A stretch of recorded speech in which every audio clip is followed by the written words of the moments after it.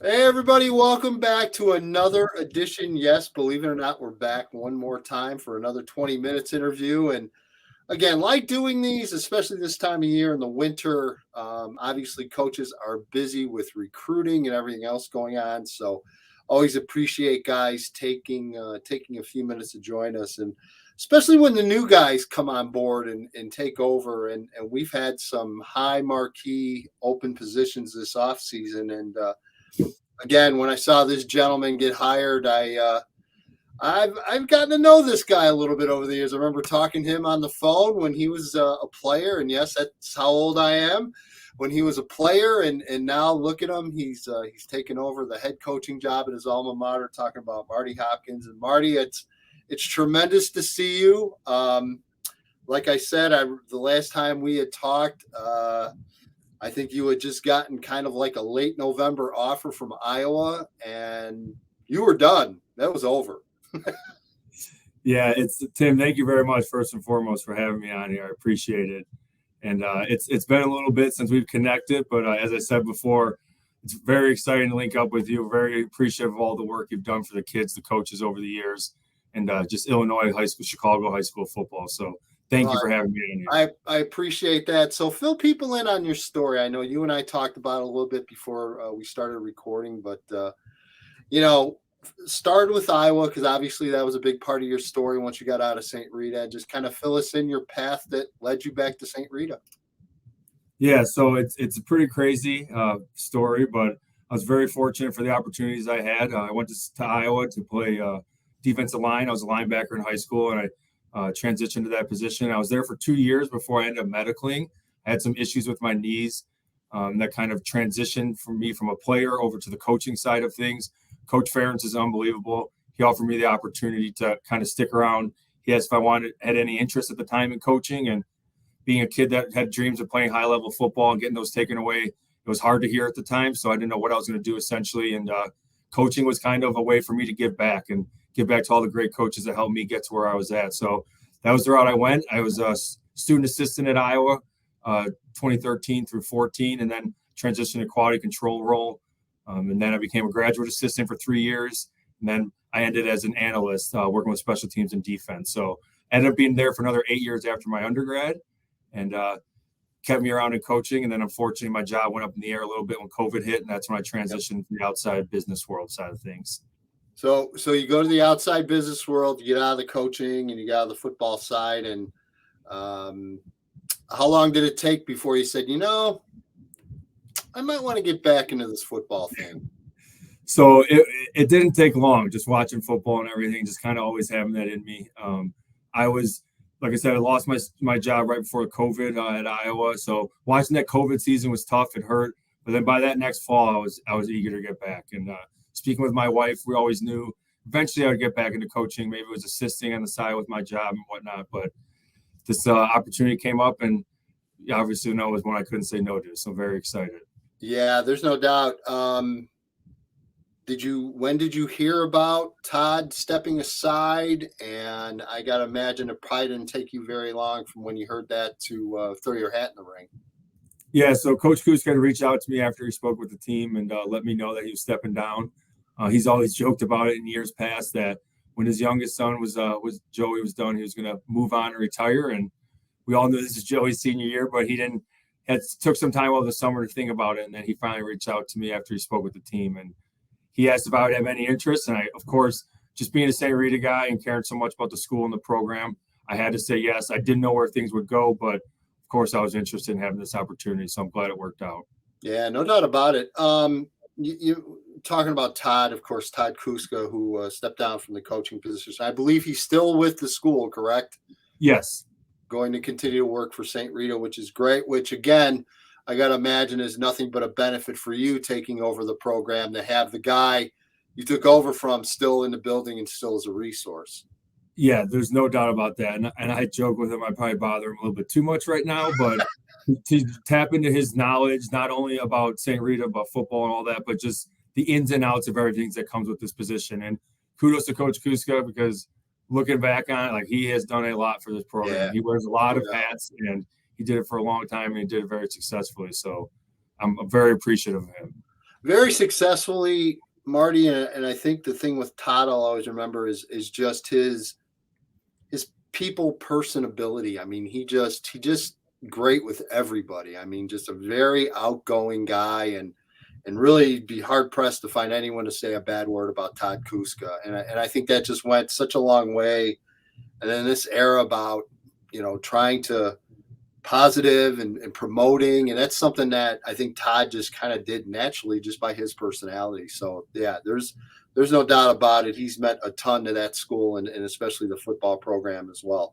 I've noticed recently a couple of familiar names added to your coaching staff. So I've got to imagine that being one of the first things you got to work on as soon as you got the job is, okay, let's go through the staff. Who do we have? Who's going to stay on? And then carrying it forward from there. So update us, fill us in on where you're at with staffing right now.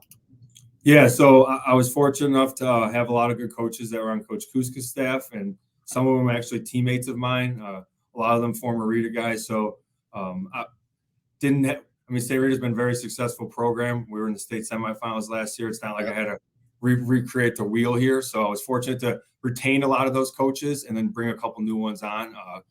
Darius Fleming was a classmate, a teammate of mine. He was a year older than me. You're very familiar with Darius. And as soon as this opening came up, I mean, we were talking right away. And he was like, hey, what's happening? No matter what, he wanted to be involved. So I knew right away I had to reach out to Darius. And he's been a huge help to me already, helping out with his offseason program and the workouts, all that. And then just his knowledge and being able to speak from experience. The kids are very excited to have him, so fortunate. And then Brad Banks was another one who I crossed paths with. He obviously different years at Iowa, but he would always come back and visit. So I met him a handful of times, and he's now in the Chicagoland area. So I was able to make a connection, reach out to him, and Brad's very excited to get back into coaching as well. He has the love, passion for the game. So I think that'll be another great opportunity to coach from player experience, and the kids are very excited about it. But we're retaining a lot of the other coaches. A lot of them are St. Rita alumni. So we also added on another former student or a former alumni as well to help out with the offensive line. So we're very excited about our staff. Yeah, which again, as you mentioned, so much success, especially the last handful, 4 or 5 years, really just knocking on the door. So the program's been right there. It's been a very, very high level. I got to imagine that's a relief off of you as well when you mentioned a lot of the staff that was on with Todd that is going to continue to stay with you. That, I mean, let's face it, especially in the lower levels, some of these assistant coaches have been in there years and years and years. And, just getting that continuity and guys that, they're Rita guys and they are there. I got to imagine that makes things a little bit easier for you as well.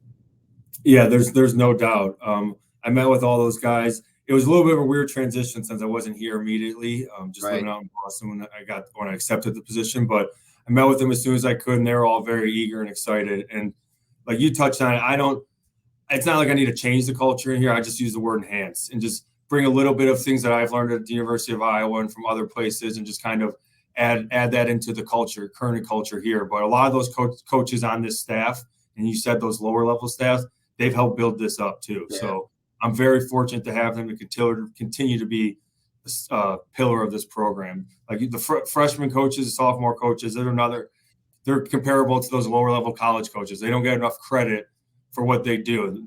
Not all the glam and glory is on the lower levels, but they put in all the work too. So I'm very fortunate for those guys. You mentioned, enhancing and maybe bringing a few things to the program that hadn't been there, or maybe ideas or thoughts that you have.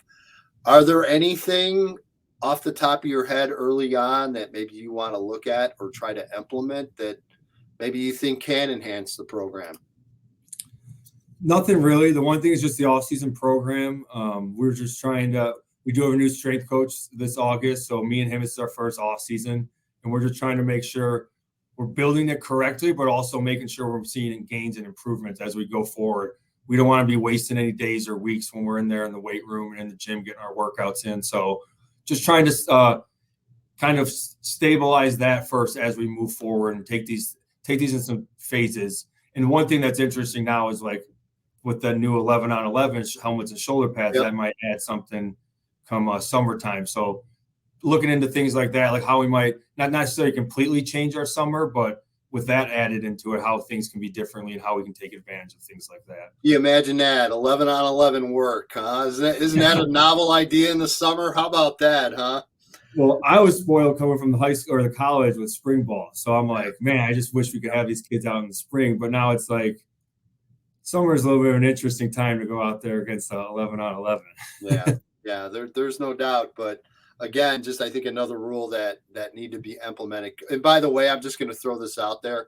Now that we're doing 11 on 11, can we get these guys, Marty's team included, can we get them an actual scrimmage game before we go live week 1? So maybe they can go against another team and look at the tape and say, hey, look, we're not doing this right. We're not doing that right. And actually have a teaching moment for these coaches that they could stop in the middle of a scrimmage game and point out a mistake to a kid and how valuable that would be in your lower levels. Okay, I'm done venting. I just wanted to throw that out there because I have for decades.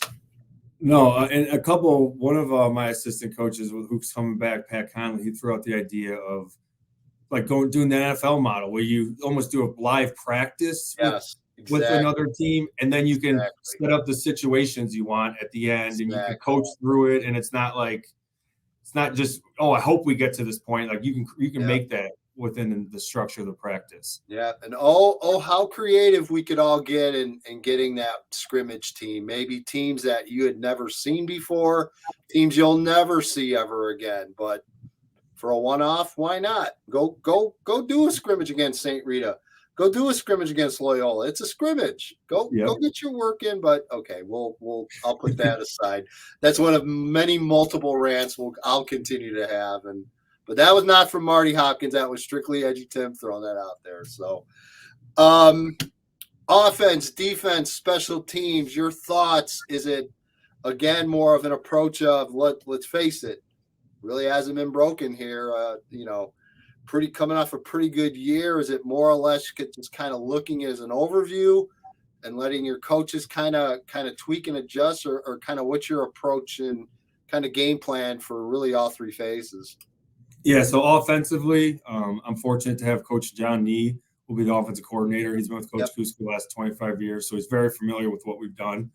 I do want to kind of have a little bit of a change in the way we look and kind of the way we set up, complement our run with our passing game. And I know Coach Nee's working hard on that, so we're excited about what that's going to look like. And then special teams wise, I'm spoiled. I got Coach JJ Standring here. Yeah, you sure are. He's done an unbelievable job with specialists. I mean, just wait a year or two. I'm sure we'll have another specialist that's getting recruited. So going to the SEC, another kicker going to the SEC. I'm sure it is amazing every year, every single year. St. Rita has that kicker. It's amazing.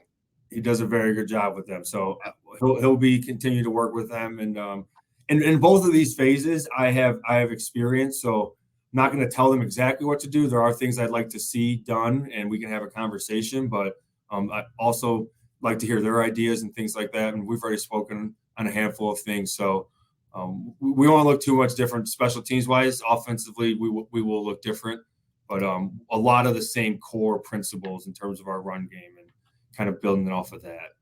Now, defensively, I'm going to work with the defense. So that's kind of more of my bread and butter. And we've done a very good job defensively. So I'm very excited to kind of work with those coaches. Coach Terry Quinn will still be hanging around, coaching the DBs. He was the previous defensive coordinator, so I'm going to be tapping into him for all his knowledge. I'm very lucky to have him for that. So, like I said, it's not going to be looking too different, but we will have some some changes here and there. So sure. You walk around the hallways a little bit and see some of these freakishly large seniors that are going to graduate from that defense and just kind of scratch your head and go, man, if I could just get one more year with some of these guys.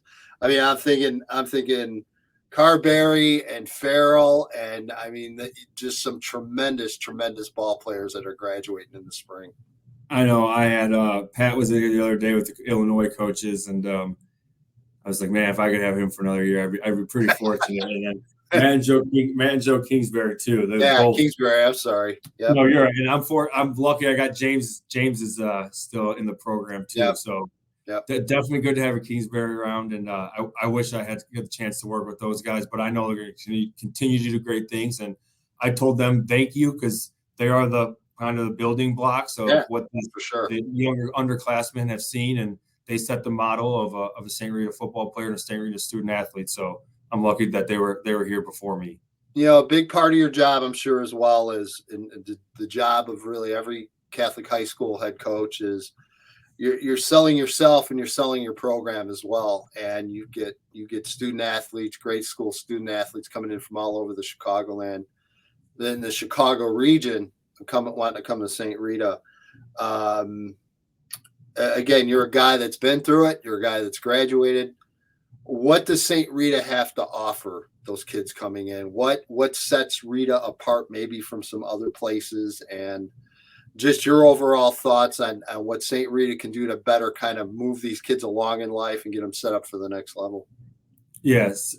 And that's one of the best things is I'm able to speak from the heart on this school and what it's done for me. But just with the three phases we always talk about is academic, spirituality, and then activities or athletics. And we are very, very proud of our academics here at St. Rita. We offer 3 different programs that we're able to provide classes to kids of a variety of different backgrounds and challenge them in all different ways. So then we also have the spirituality aspect. We have students from all different walks of faith that come here to St. Rita, and we accept them with open arms and welcome in like family. And then with that, similar to a football program, you have kids from all different backgrounds that come here, and being able to, have a locker next to a kid that you never thought you would have met or come from 2 total different areas of the city. And it's very cool to kind of have that.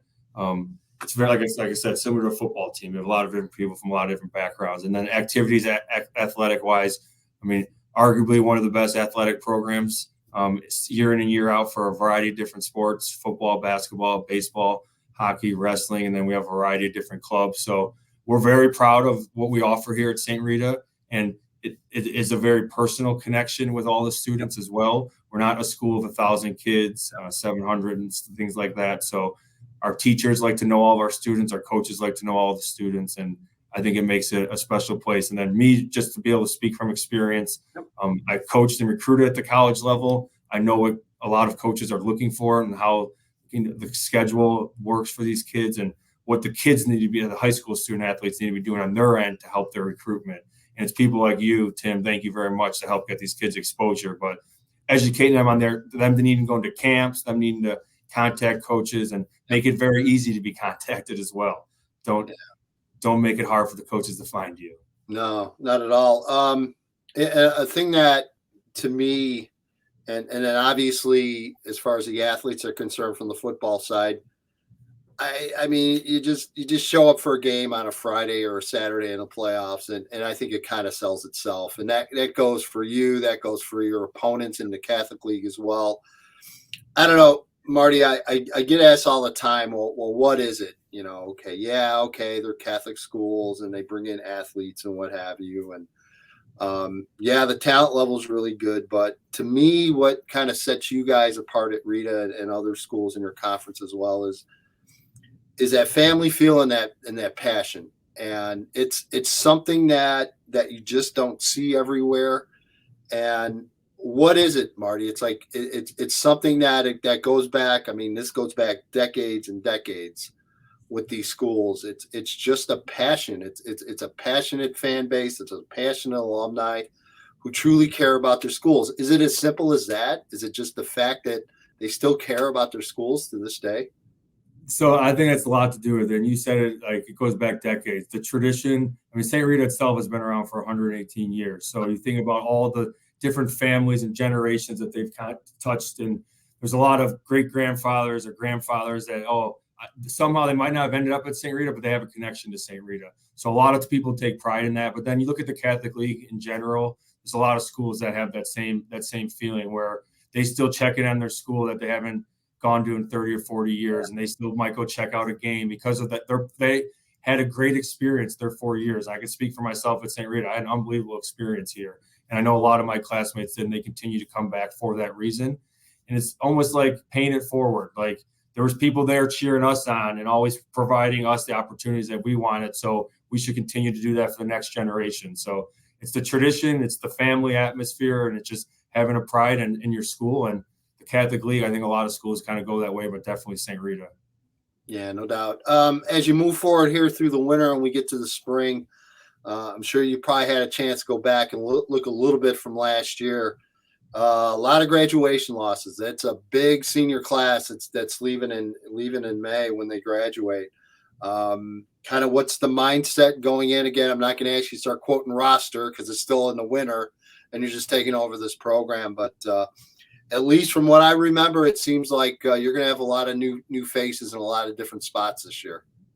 Yeah, there's no doubt. And I kind of say this, it's almost we lost half of or majority of our production on defense, but we return a lot of our production on offense, which is nice. Yeah. So bringing back Jet and DJ is obviously a big thing. Losing some key guys up front on the line. We have some good young receivers. I'm excited to see them once we get going here outside. So that'll be good. Jimmy Maxton is a name that I think you'll kind of hopefully hear about moving forward. And then defensively, we got we also have some young quarterbacks that were Tommy Bonner and Noah Vaughn. They both can play at the sophomore level. They're both very good athletes, so they'll be somewhere on the field. And then defensively, we lost a lot of our production, so that's where it hurts. But bringing back Zach Clark and Keandre at corner, then we got James Kingsbury, the younger Kingsbury, coming back. So it's a little bit of split on both sides, but it definitely hurts to lose a lot of those guys to graduation. But I know these young guys are eager moving forward, so it's exciting. Yeah, and come on, you guys reload. I know that. Everyone knows that. You guys will find a way to do it. Coach Kuska did not leave the cabinets bare by any means. No. I'm very fortunate for that as well. I'm excited to continue to work with these younger guys. Schedule squared away? Are you guys still looking? No, we're all squared away. Open up versus Sandburg and then Kenwood and then Joliet Catholic, Mount Carmel. So first 4 games will be nice. Yeah. Nice and competitive, just the way I want it. It'll be good. Yeah. Welcome back, Marty. Here you go. We're back in the Catholic League Blue too, so that's great. Yeah, I'm very excited about that. Everyone is. Yeah, there is no doubt, my friend. Great to see you. Could not be happier for you, and happier for St. Rita again, getting one of its own to take over the program. It's the way it should be. Honestly, I'd be shocked if it wasn't. And again, I know you'll do a great job, and I just look forward to staying in touch. And like I told you, I'll be running around there probably more than you want to see me. So again, just good luck and go get them. Thank you. You're always welcome here at St. Rita. You know that, Tim. So thank you very much for everything you do. Like I said earlier, we appreciate all you do for the players, the coaches, and Chicago and Illinois high school football. All right. Marty Hopkins, St. Rita, joining us. Thanks, everybody. More coming your way.